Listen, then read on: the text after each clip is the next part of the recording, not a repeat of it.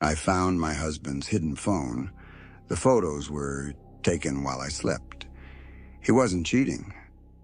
He was preparing something. I didn't find the phone on purpose.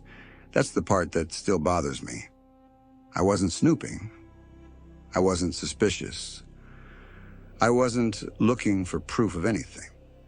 I was just doing laundry. His name is Mark. We've been married for 6 years, together for 10. Normal life, normal problems. Bills, work stress, arguing about nothing important. No red flags. No secretive behavior. No sudden late nights. That's why it hit so hard. The phone fell out of his gym bag when I lifted it off the floor. Not his usual phone. Smaller, older, no case, no cracks. I remember thinking, why does he still have this? I didn't turn it on right away. I picked it up, weighed it in my hand. It felt wrong, like holding something that wasn't meant for me. The screen lit up instantly, no passcode, no lock screen, just a photo gallery, already open. The first picture loaded slowly, dark, grainy, and then my stomach dropped. It was me, asleep. On my side of the bed, I could see my hair spread across the pillow, the mole on my shoulder, the blanket pulled up to my chest. This wasn't a selfie. This wasn't accidental. It was taken from the foot of the bed. I sat down on the floor. My heart started beating too loud, like it was going to give me away. I told myself there had to be an explanation. Sleepwalking, a prank, some stupid project, anything. Then I swiped. Another photo, same angle, different night. My position had changed. My arm was hanging off the mattress. The timestamp said 2:14 a.m. I kept swiping, night after night. Dozens of photos. Always me, always asleep. Always taken from different positions around the room. Foot of the bed, beside the dresser. Once, from right next to my face. I could see my breathing in that one. I felt cold. Not scared yet. Just hollow. I checked the dates. They went back almost a year. A year of him standing over me while I slept. A year of me never waking up. My hands started shaking. I had to put the phone down. I remember whispering his name out loud, like he might hear me from wherever he was. Mark. I wanted to stop. I should have stopped, but I didn't. There was a folder at the bottom of the gallery. No name, just a symbol. A small red dot. I tapped it. The photos inside were different. Not just me sleeping. Me positioned. One photo showed my arm moved higher on the pillow. Another showed my blanket folded down neatly, farther than I ever slept with it. In one picture, my head was tilted toward the nightstand, like someone had gently turned it. My mouth was open. I covered it with my hand. I felt sick. The timestamps were closer together, minutes apart, like he was documenting progress. That's when I noticed something else, something that made my chest tighten. In every photo, the bedroom looked slightly different. The lamp had moved.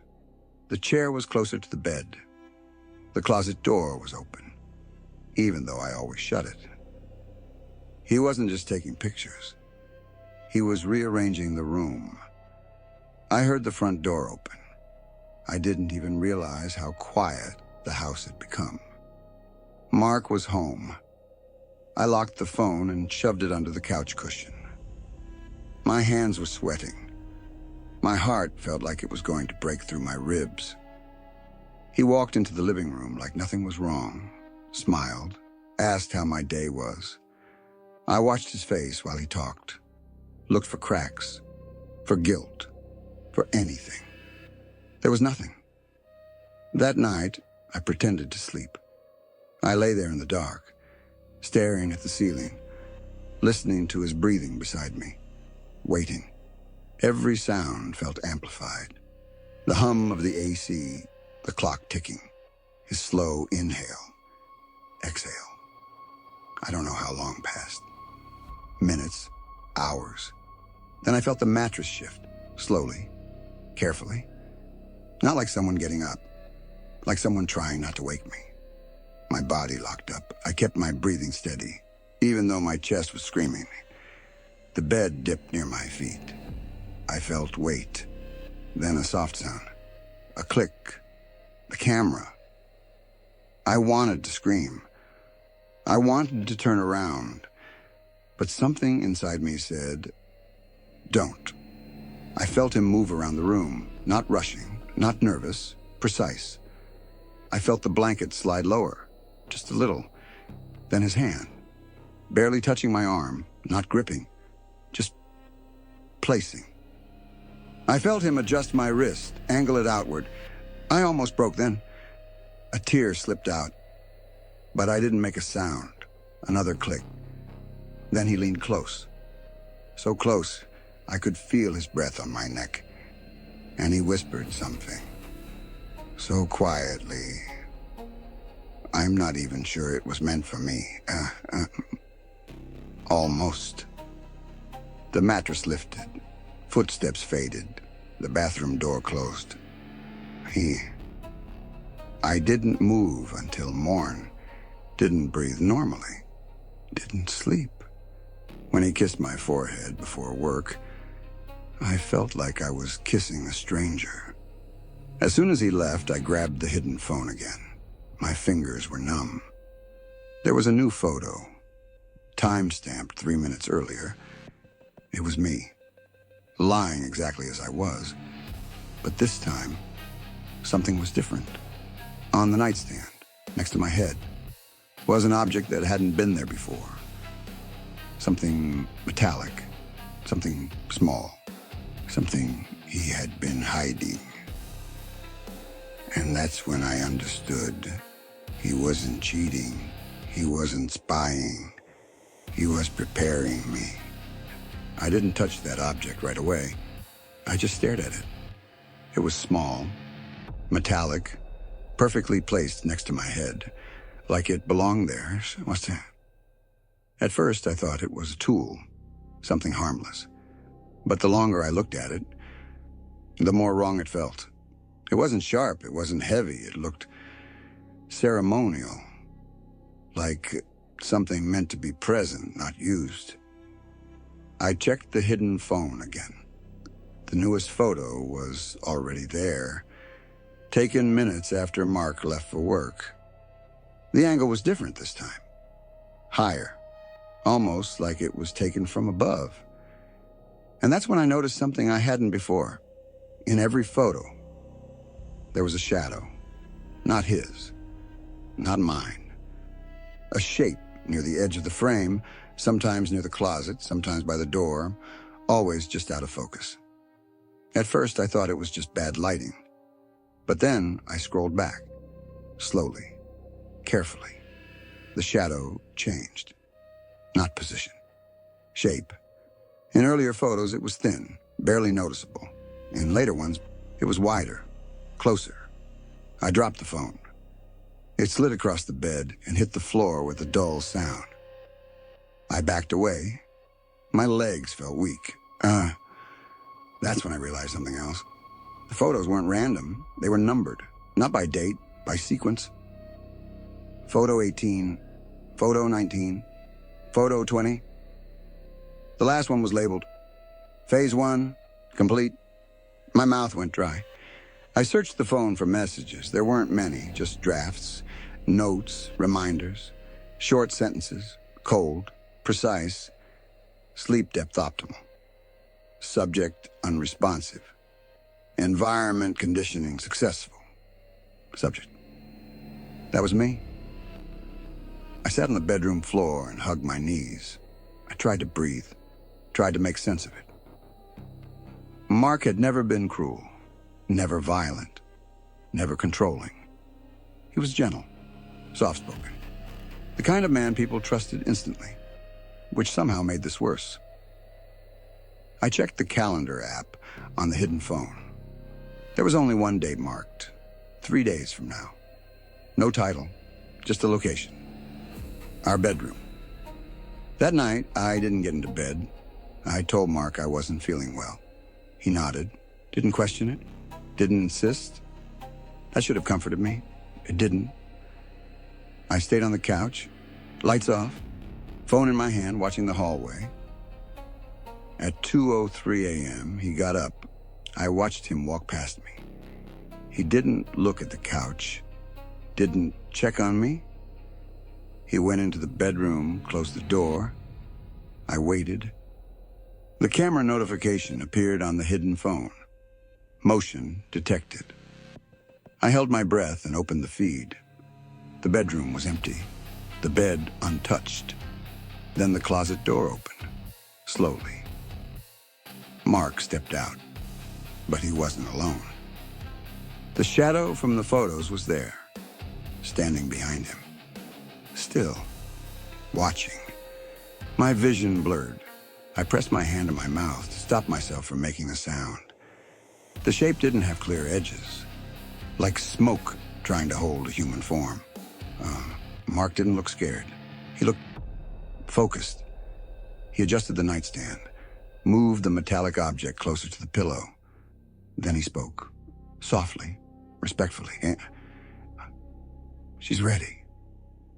The shadow shifted, leaned toward the bed, and I understood. This wasn't something he created. This was something he was working with. Something old. Something patient. The camera feed cut out. I didn't sleep. I didn't move. I stayed frozen on the couch until morning light filled the room. When Mark came out of the bedroom, he looked relieved. Almost proud. He kissed my cheek, asked if I slept okay. I nodded. I don't know how I didn't break right there. I spent the next 2 days pretending everything was normal, pretending I wasn't counting hours. I packed a bag while he was in the shower. Nothing obvious, just essentials. I planned to leave, disappear. But the night before the marked date, something changed. I woke up in my own bed. I don't remember going there. The last thing I remembered was sitting on the couch, fully awake, heart racing. Now I was lying on my side, blanket pulled to my chest, exactly like the photos. I tried to move. I couldn't. My body felt heavy, pinned, but not by weight, by presence. I heard breathing. Not mine, not his. Slow, deep, ancient. The room felt larger, like the walls had pulled back. I could sense it standing over me, close, so close. Then Mark's voice, calm, steady. She can hear you now. The presence leaned in, and for the first time, it spoke, not out loud, inside my head. You have been prepared. A tear slid down my cheek. I couldn't stop it. What for? I tried to say, but no sound came out. The answer came anyway. To remain.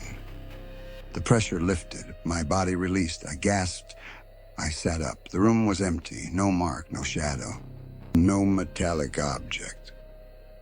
Just silence. On the nightstand was the hidden phone. Screen on. A new message typed. Phase 2. Initiated. And underneath it, a timer. Counting down. The timer was still running. 4 hours, 32 minutes. I sat there staring at the screen, trying to understand what to remain meant. Remain where? As what? The bedroom felt different now. Not dangerous. Occupied. Like something had settled into the space and decided it wasn't leaving. I searched the apartment. Bathroom, kitchen, closet. No Mark. His phone was gone. His keys were gone. But his shoes were still by the door, perfectly lined up. That's when I noticed the smell. Not rot. not smoke. Something old, like dust that had never been touched by air. The hidden phone vibrated again. Another notification. Camera access granted. I didn't open it. I didn't want to see myself again. Instead, I went to the front door, unlocked it, pulled it open, and froze. The hallway outside our apartment was wrong, longer than it should be. The lights flickered, but not randomly. They pulsed, slow, rhythmic. I stepped out. The door closed behind me on its own. I walked. Each step felt heavy, like the floor resisted me. The walls were lined with doors, identical, too many, and behind some of them, I could hear breathing. I reached the end of the hallway. There was only one door left. Ours. Except it wasn't marked with our number anymore. It was marked with a symbol. The same one I'd seen etched faintly into the metallic object. The phone vibrated violently. I looked down. Final message. Phase 3. Consent. The door opened. Mark stood inside, but he wasn't alone.